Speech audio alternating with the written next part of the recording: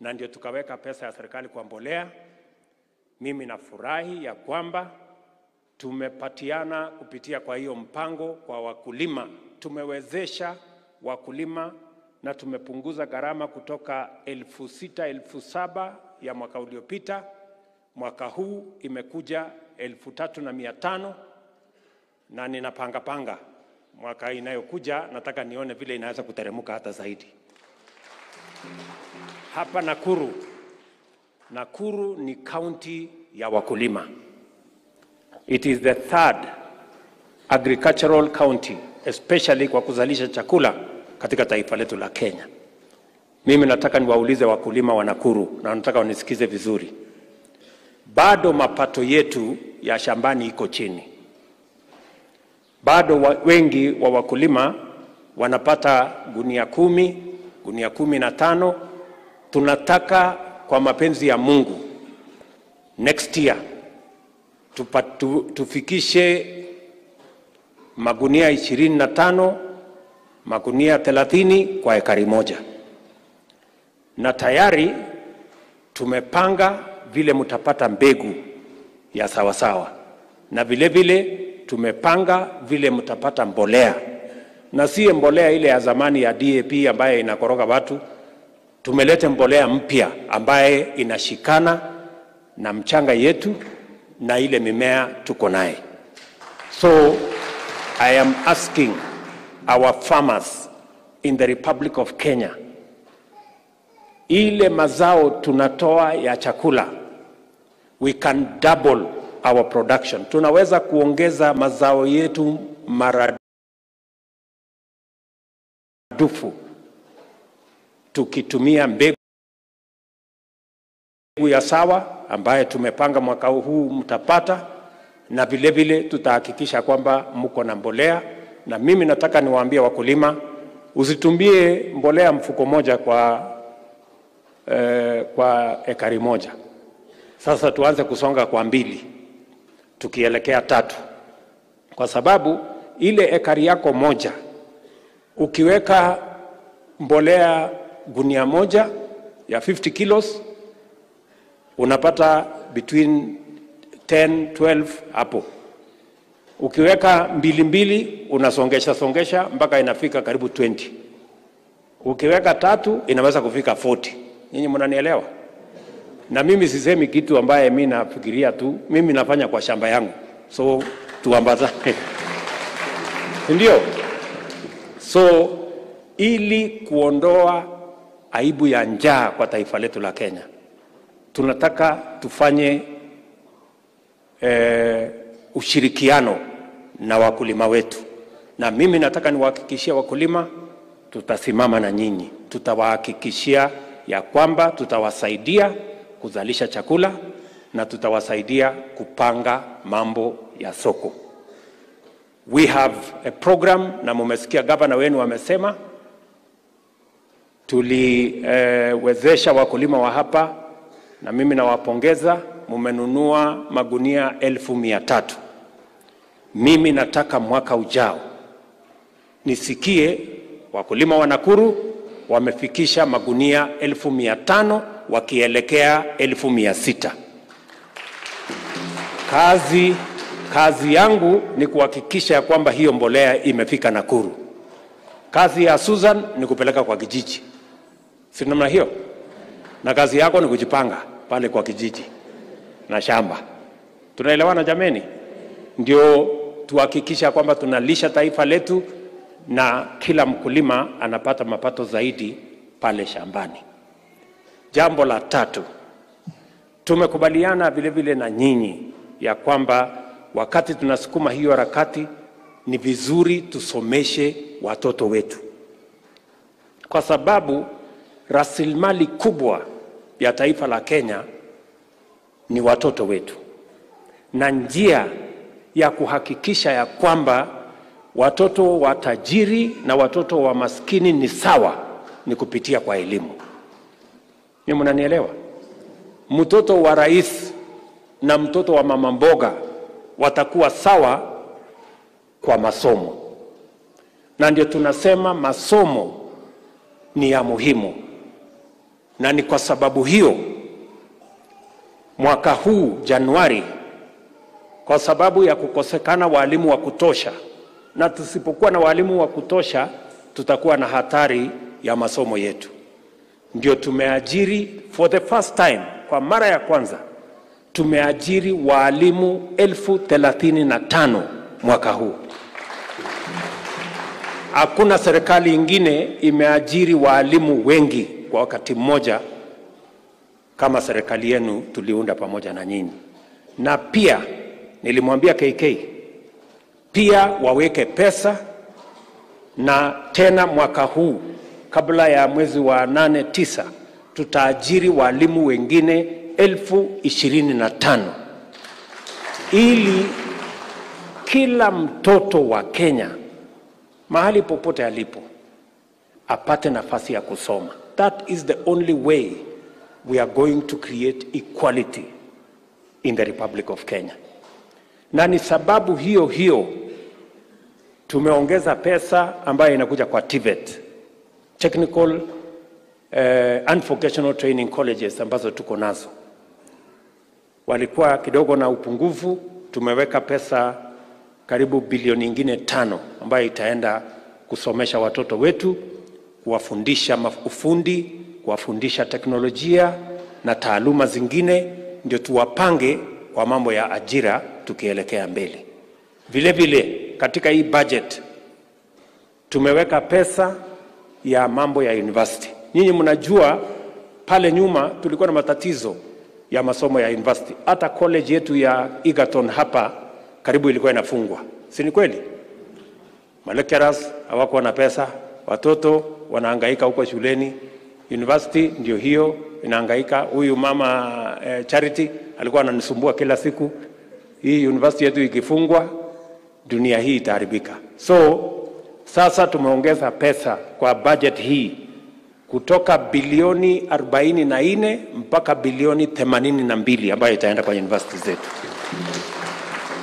kwa sababu tunataka watoto wetu wote wasome. Na ni kwa sababu mimi ninaamini ya kwamba ili tuwe na taifa ambayo kuna usawa, ni kila mtoto wa Kenya apate nafasi ya kusoma. Ndio sababu vile vile mumesikia vile KK amesema hapa, tumeweka vile vile pesa bilioni 5, kwa sababu kuna watoto wengi hawakuji shuleni kwa sababu hakuna chakula. Unajua tunaongea mambo mengine mnashangaa. Kuna watoto wengi katika hizi matowns, slums, kule mahali Turkana na kwingine, watoto wengi hawako shuleni kwa sababu hakuna chakula. Hawana vile ya kupata chakula. So tumesema tutahakikisha ya kwamba watoto milioni 4 wataenda shuleni na watapata chakula shuleni kuanzia mwaka huu. Mimi nataka nishukuru Governor Susan kwa sababu nimesema kila county ambao wanajali watoto wao, ambao wako na mpango ya kupanga chakula shuleni, wakiweka shilingi 1, national government itaweka shilingi 1, so that we can increase. Sisi tunapangia wanafunzi milioni 4. Tukiongeza ya county watakuwa wanafunzi milioni 8. Ndio tunataka kuhakikisha kwamba elimu. Nyinyi mnasikia ile kitu mimi nasema? Nimesema tunataka watoto wetu wote wapate nafasi ya kusoma. And tunataka kuondoa vizuizi zote ambazo zinafanya watoto hasa ya watu maskini wasiende shuleni kwa sababu hakuna chakula. Tupange chakula shuleni. Tulifanya hiyo mpango mwaka uliopita pale Dagoretti kwa mbunge mmoja anaitwa KK. Watoto ambao walikuwa shuleni wakaongezeka kwa sababu ya kuwa na chakula shuleni by 150%. Kumaanisha kulikuwa na watoto wengi, kulikuwa na watoto wengi nyumbani kuliko wale walikuwa shuleni kwa sababu ya kukosa nini? Ya kukosa chakula. So tumeweka hiyo katika budget yetu kwa sababu niliwaambia ya kwamba tutafanya mpango ya bottom up. Bottom up inaanza kwa watu ambao wako chini. That is why tunaweka credit ya watu wa chini, tumepanga mbolea, tupange kila mtu apate, tunapanga masomo yetu, kila mtoto wa kila mtu apate nafasi ya kusoma. Katika budget hii vile vile tumeweka pesa ambayo itatusaidia kwa mambo ya matibabu. Mnakumbuka niliwaeleza ya kwamba tutapanga hii mambo ya afya. Mimi nataka niwatangazie leo ya kwamba kwa ile budget huyu muungwana amepitisha kule bunge, tuko na pesa ambayo tutasaidiana na counties. Mnajua tumesema tunaanza bottom up, si ndio? Tunaanza kwa kijiji. Sasa tumesema afya itaanza kwa kijiji. Kabla hujaenda hospitali, tunataka tupange pale kwa kijiji tutakuwa na community health promoter, muuguzi, mtu mwenye ambaye ako na mafunzo ya mambo ya matibabu. Na tunaajiri ama tutawapatia pesa stipend community health promoters 1,100 Kenya. Kila kijiji Kenya, kwa nyumba 100 tutakuwa na muuguzi mmoja. Anazunguka kwa hiyo nyumba, hana kazi nyingine, anazunguka, anakuja kwa mama fulani, anapima pressure, anapima sukari, anakuuliza maneno. Ndio. Tunaelewana? Anaenda kwa mama fulani, kabla mwezi imeisha amefika kwa nyumba ya kila mtu. Nyinyi mnanielewa? Tunasema afya ianze kwa kijiji, kwa sababu unajua wale watu wanajazana kwa mahospitali. Kuna mtu wako na homa peke yake, ameenda kwa referral hospital, ameenda kupiga laini, na ni homa tu, akipatiwa aspirin na nini anamalizika mambo yake, lakini ameenda kuleta jam kwa hospitali. Sasa huyu community health promoter atamalizana na wewe hapo nyumbani, na tumempatia dawa kidogo. Ile dawa kidogo iko makamasi kidogo, tunapatia wewe dawa. Hakuna haja hakuna haja kwenda kusumbukana hospitali ama namna gani. Alafu anaangalia wewe, anasema huyu wewe enda referral hospital, ugonjwa yako iko ngumu. Haya wewe enda dispensary. Huyu mwingine enda health center. Sijui kama tumekubaliana. So hapa Nakuru tumekubaliana na Governor Susan. Si ndio Su? Tumekubaliana community health promoters wa Nakuru ni 3,600 ambao watafanya hiyo kazi. Na watakuwa kwa payroll yetu. County government ya Nakuru itatoa pesa nusu ya kuwalipa. National government ambaye mimi naendesha na huyu Rigiji tutatoa nusu ya kulipa hiyo watu. Katika mpango ya mwaka huu tumeweka 110 million ya kulipa hiyo community health promoters ya national government. County nyinyi MCAs mwende mupange vile mtafanya yenu. Si ndio mna hiyo? Tumepanga vile vile hawa watu tutawapatia equipment ya Nakuru County. Mama Susan, they are almost ready. We will give you the equipment. Tumeweka milioni 100 tayari ya kulipia equipment ya community health promoters wa Nakuru County. Mnanielewa? Ndio tupambane na mambo ya afya kuanzia kijiji. Nimekubaliana na Susan ya kwamba atajenga hospitali. Amesema anataka kujenga hii yenu ya Molo hapa. Akikamilisha tutawapatia equipment. National government we are coming to equip. Akijenga ya Elbagon, akimaliza tutakuja kuweka equipment. Tunaelewana? Kwa sababu tunataka tusaidiane, tuondoe changamoto ambazo zinawakabili wananchi wa taifa letu. Tushirikiane hivyo, tufanye hiyo kazi pamoja. Vile vile wakati nilikuwa hapa Molo na nikasema hii Kasarani yetu iko hapa, watu wengi wanaishi huko, na ndio sababu by the way nimekuja kanisa hapa leo, kwa sababu sikualikwa na huyu KK. Mimi ndio nilimpigia simu nikamwambia sikia, mimi nakuja kanisani Molo. Nani mtu muungwana ajanizuia, akaniambia tafadhali kuja mapema usichelewe. So tumekuja hapa Kwa sababu Waswahili wanasema ahadi ni nini? Iko dawa ingine ya deni? Si ni kulipa? Tulikubaliana mambo ya Kasarani. Na niliwaambia tutapanga mambo ya Kasarani. Sio vizuri watu wanaishi pale, hakuna choo, hakuna maji, barabara mbaya, na watu wameishi mahali padogo, watu wengi. So tumepanga tayari, huyu waziri ndio yuko hapa.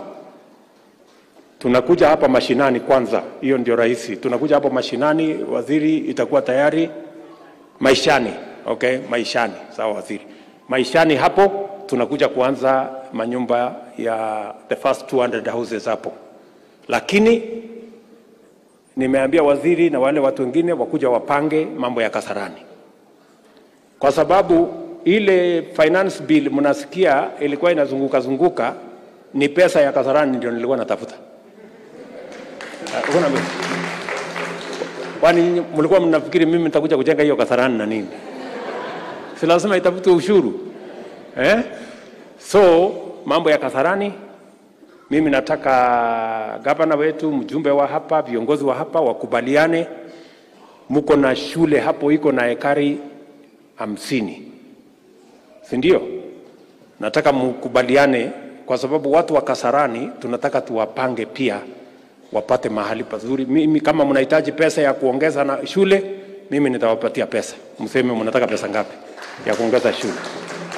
Lakini mkate ekari 10, nataka tufanye housing hapo. Nataka nijenge kwa hiyo ekari 10, nitafute kama tunaweza kujenga nyumba 1500 hivi.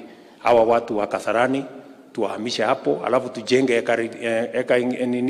manyumba ingine 1500 mahali wanaishi hapo, kwa hiyo ekari ingine 5 ndio waishi jameni kama watu wa dunia hii ingine. Ama namna gani? Alafu hapa Molo mimi nataka tujenge nyumba zingine. Mnajua sasa nimepanga maneno huko vizuri mpaka imekaa chonjo. Manyumba ya hapa Nakuru mimi nataka tujenge kama nyumba 20,000, 30,000 ya watu wa Nakuru, na tuko na sababu. Sababu ya kwanza ni kuondoa wale watu kama wale wako Kasarani wasiishi kwenye slum. Ya pili, nyinyi ni county ambayo mnazalisha chakula. Tukiendelea kukatakata mashamba watu wanaishi, mzee anagawanya, inakuwa ekari 10, inakuja ekari 5, inakuja nusu eka, mwisho hatutakuwa na mahali ya kulima. So tunataka tukusanye hii watu yote tuishi mahali moja, ibaki ile shamba tuzalishe naye chakula, watu wanaongezeka na ardhi haiongezeki. Tunaelewana? Vile vile nataka tupange ajira ya vijana. Hiyo ya unasema inaitwa mashinani, maishani. Hapo maishani hizo nyumba 200 tunahitaji vijana 500 watakao kutusaidia kujenga hizo nyumba. Na ni vijana wa hapa Molo. Hii manyumba 1500 mimi nataka tujenge hapa, tunahitaji vijana karibu 10,000, 15,000 watakao kuja kufanya hiyo kazi. Na hawa vijana ni vijana wa Molo. Ama vijana wenu wote wako na kazi? Si vijana wote wako nyumbani? Si nipange wapate kazi jameni? Ama mnasemaje?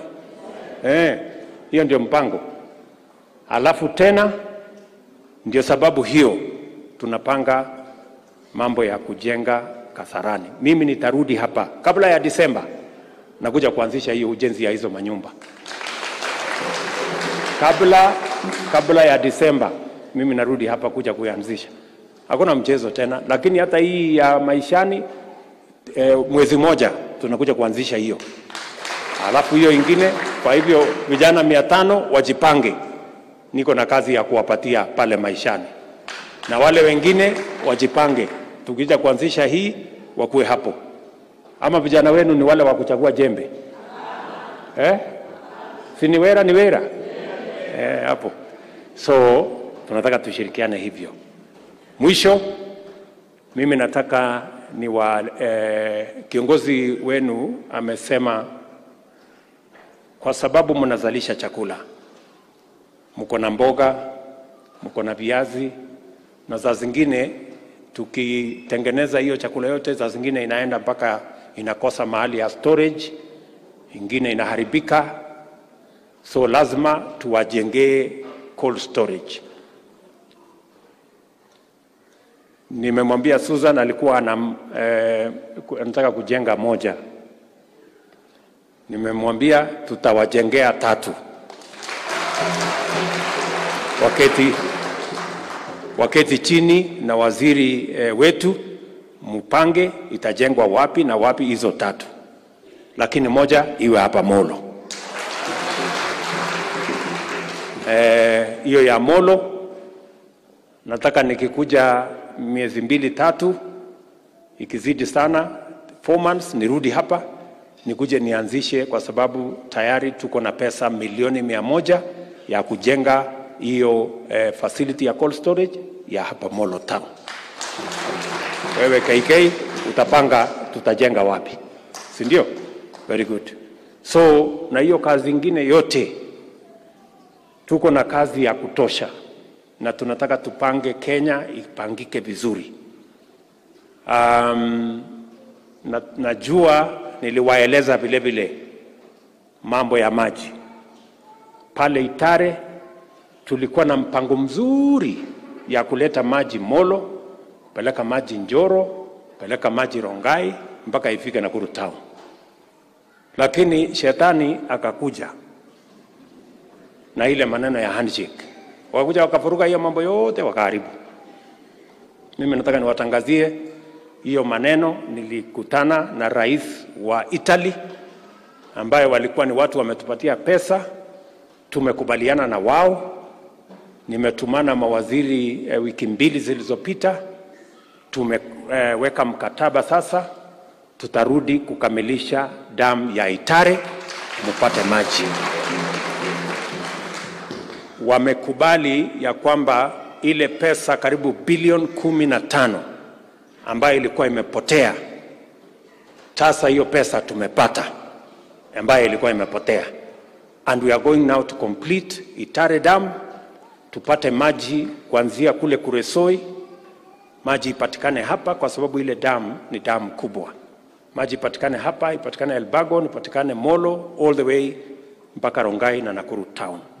So that program, we are coming back here so that we can restart the program.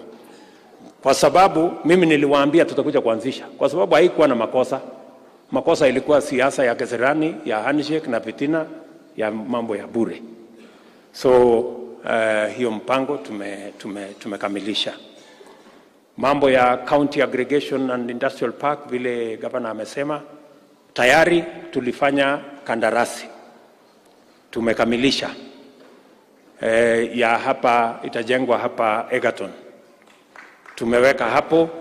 Huyu Susan ameweka 250 million, national government tumeweka 250 million.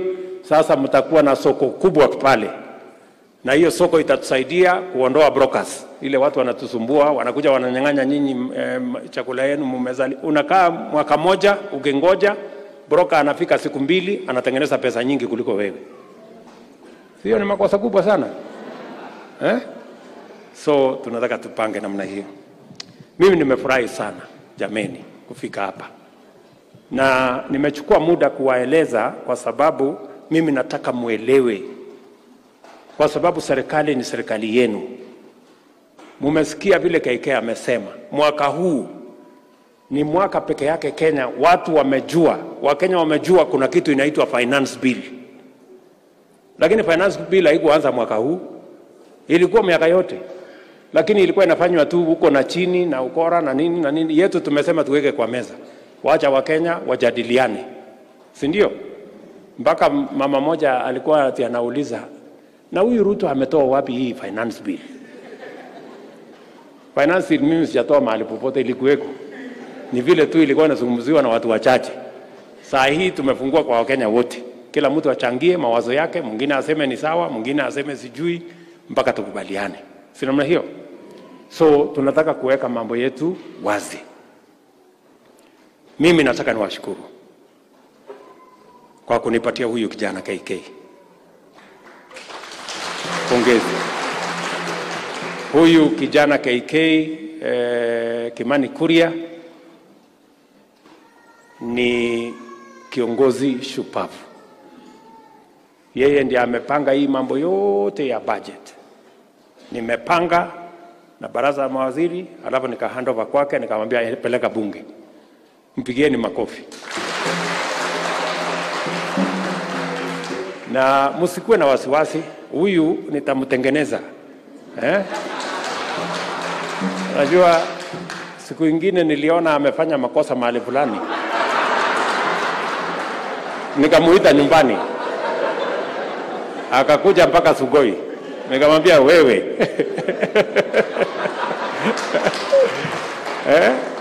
nikamwambia siku hiyo ingine ukirudia sitakuzungumza na wewe, nitakuweka kiboko kabisa.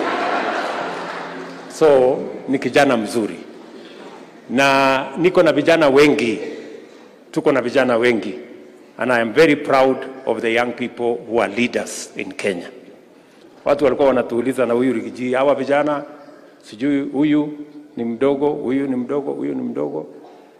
Ni kwa sababu hiyo kazi yote tumepatia hawa vijana ndio wazoee, na sisi wakati bado tuko around tunawafundisha wazoee, kwa sababu tunataka viongozi wa kesho wawe bora kuliko sisi. They must be better leaders. Na hawawezi kuwa viongozi bora if we don't mentor them. Lazima tuwapatie mentorship, tuwapange mpaka wakae mzuri. So kiona leader wetu wa kiongozi wa Senate, majority leader ni kijana kama huyu. Leader wa National Assembly ni kijana kama huyu. So hawa vijana tutawapanga ndio siku zetu za kesho ziwe katika mikono ya viongozi ambao we've given them mentorship, tunawasaidia ndio tupange taifa letu kwa njia ya sawa sawa. So asanteni sana kwa kutupatia hiyo nafasi. Mimi nawashukuru tena wabunge wote wa Nakuru. Thank you very much. Hawa wabunge wenu wote wa Nakuru ni mashujaa. They are there. Hakuna mtu anasukumwa, wote wanajua kupanga maneno na wanatusaidia katika bunge yetu. Ndio? So mimi tunawashukuru sana. Na mimi nauliza MCAs, tafadhali msaidie county government yenu, mpange vizuri na muendeshe mambo ya hapa, msituangushe ndio Kenya iweze kwenda mbele. County ya Nakuru ni county ya maana na muhimu sana kwetu. So nimefurahi sana kuwa hapa. Kuna maneno hiyo ingine yote imesemekana. Wakati nilikuwa hapa tuliwaambia maneno ya Elbagon na Molo hapa. Mlikuwa ni wafanyabiashara wakubwa sana wa mambo ya mbao. Si ndio? Dunia hii ilikuwa dunia ya mbao. Tukaenda, kuna waziri mwingine mjinga, alikuwa mjinga siku hiyo. Alienda akazuia mambo yote ya forest ikapotea. Sasa miti inaoza huko kwa msitu, watu wanahangaika pande hii, hawana mbao. Unaona ile ujinga iko hii Kenya. So hiyo maneno yote sasa tumeondoa na tumesema tutafanya na mpango. So tumelift ile moratorium ambayo ilikuwa imewekwa, na pia tumeondoa ushuru. Na tumesema, unajua ndio ujue iko tabu hii Kenya. Wale walizuia miti isikatwe hapa, ile iko tayari, ndio walienda sasa wakapanga ati furniture, kitanda, sijui meza, sijui kiti, ati inatolewa China. Unaona ile ujinga iko hii dunia. Sasa mimi nauliza nyinyi, kitanda na meza na hii inahitaji msumeno, nyundo, randa na msumari. Na vijana wetu hao wanaweza kufanya hiyo kazi. Iko haja ya kwenda kuleta kutoka Ulaya? Ndio tumesema kwa hii budget, ndio mnaona wengine wanakasirika na sisi. Tumesema kwa hii budget, kama mtu ataenda kununua kitanda sijui nini, furniture kutoka nje, tutamlipisha ushuru, kwa sababu tunataka hiyo vitu yote itengenezwe na vijana wa taifa letu. Na ndio sababu tumesema tufungue hii forest, tuwe na mbao, tutengeneze furniture, vijana wetu wapate ajira, wafanyabiashara wetu waendeshe biashara yao, na tuweke mpango ya kupanda miti bilioni 15. Hapa Nakuru tunatarajia nyinyi mtapanda miti milioni 650. Tumeshakubaliana 650 million. Governor, mjipange hapo ndio tuweze kupata miti ambayo tutatumia kwa matumizi yetu, na tuwe na miti ambayo itatusaidia kulinda mazingira. So asanteni sana. Mwisho kabisa ni mambo ya caveat. Mlituambia mambo ya caveat hapa, na huyu waziri nimemwambia, wewe umekuwa kwanza, nyinyi watu wa Nakuru mlitupatia masharti.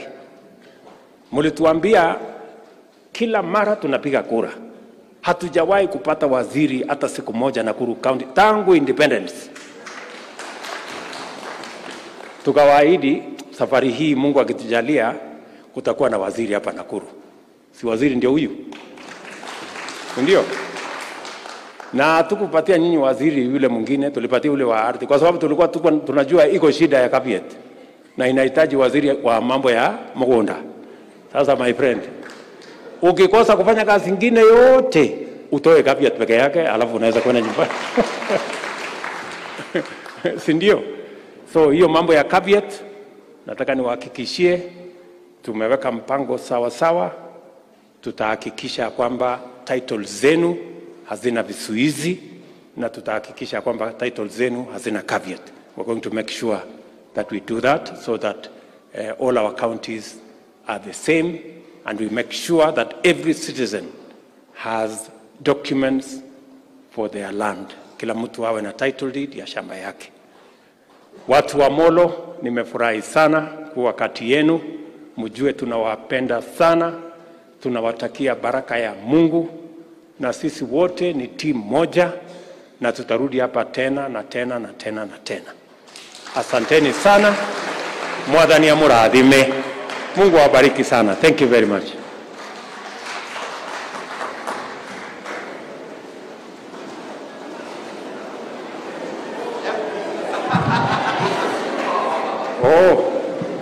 Kuna kazi nilipatiwa na huyu mjumbe wenu. Amesema kuna mnataka inunuliwe vitu kidogo kidogo hapa nini, so nitapatia father shilingi milioni 3 ndio mweze.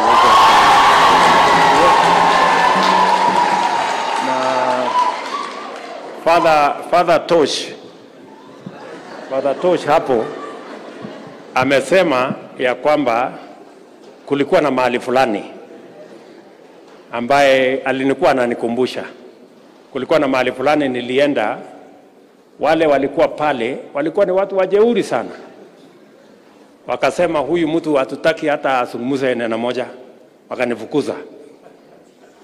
Lakini sasa akaniambia, sasa leo umefika hapa na wewe ni rais, sasa utazungumza. Ndio muimbaji akaimba, akasema wanaokudharau siku moja watakusalimia kwa heshima. Asante sana.